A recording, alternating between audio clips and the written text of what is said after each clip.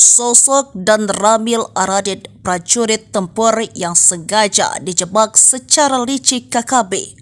Video disebar.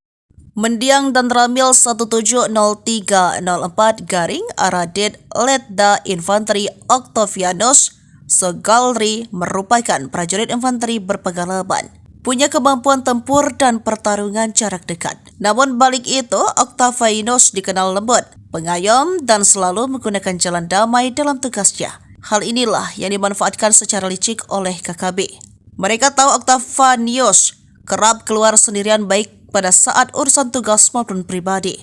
Kapendam Cendrawasih Letkol Infanteri Chandra Kurniawan mengatakan, Octavianus meninggalkan Marikas pada Rabu 10 April 2024 pukul 4 waktu Indonesia bagian Timur karena urusan tugas mengambil barang di pelabuhan. Namun hingga Kamis 11 April pagi ia tak kembali di Marikas sehingga para prajurit bawahan Octavianus mencari komandannya. Mereka mendapatkan laporan warga setempat tentang lokasi diduga sang komandan berada.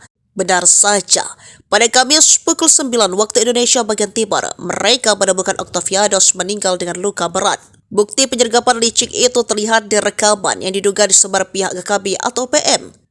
Tampak Octavianus yang mengendarai motor di Jalan Trans Papua Enaro Tali.